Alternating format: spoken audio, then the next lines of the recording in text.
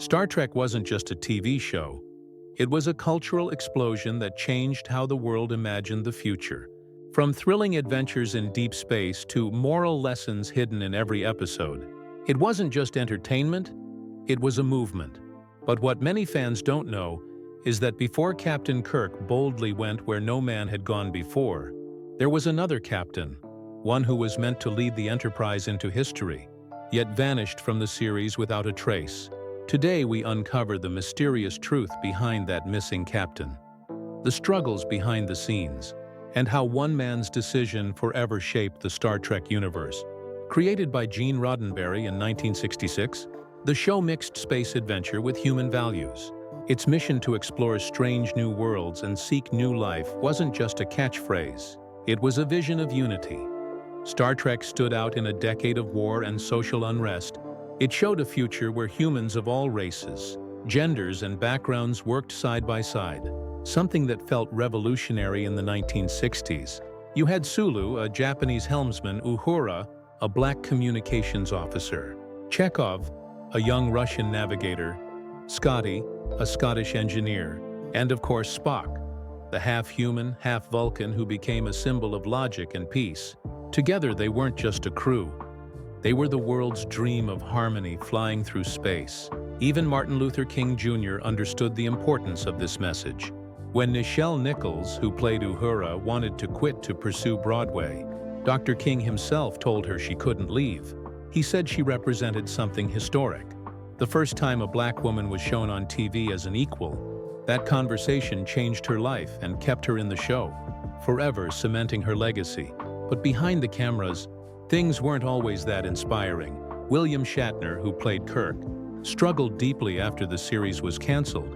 He was typecast, broke, and nearly forgotten until Star Trek's movies revived his career. James Doohan, the actor who played Scotty, faced the same problem, unable to escape his famous role. Yet the fandom kept them alive. From conventions to fan clubs to theme parks, Star Trek became more than a show. It was a way of life. And even icons like Lucille Ball played a part. As the studio head at Desilu, she personally approved Star Trek's production, believing it could become timeless. And she was right. But before Shatner's Captain Kirk took command, there was Captain Christopher Pike, played by Jeffrey Hunter, a handsome, respected actor chosen by Roddenberry to lead the USS Enterprise in the original pilot titled The Cage. His version of the captain was serious and conflicted, a man struggling with duty and emotion. The episode showed him resisting mind-controlling aliens and standing for human willpower. His performance was powerful, yet when the show got a second chance, Hunter didn't return, and Pike was replaced by a brand new Captain Kirk. Fans later saw Pike again in The Menagerie, where he was portrayed as a wounded, silent hero in a wheelchair. But what really happened to Jeffrey Hunter himself remained a mystery. Officially, it was said he wasn't available for the second pilot, but insiders tell a different story. William Shatner recalled Roddenberry mentioning problems with Hunter's wife, Joan Bartlett, who reportedly made extreme demands, insisting on how her husband should be filmed and managed.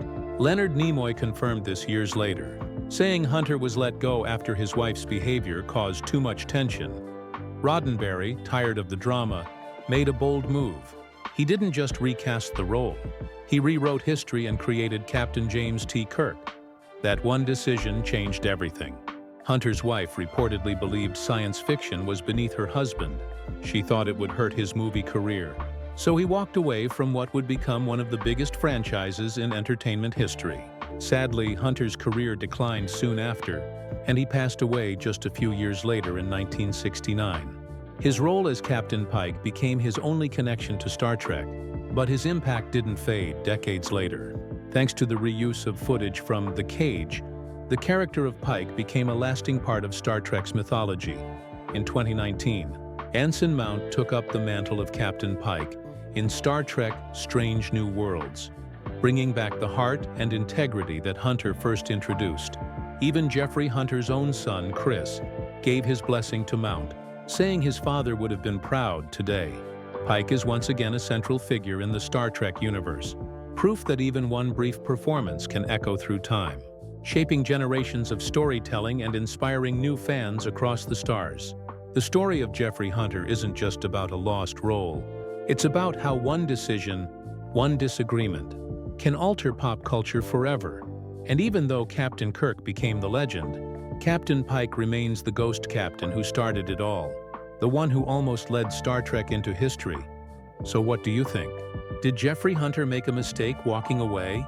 Or was it fate that gave us Captain Kirk instead? Share your thoughts in the comments. And make sure to subscribe to Hollywood Bulletin and press the bell icon for more untold stories from Hollywood's hidden past.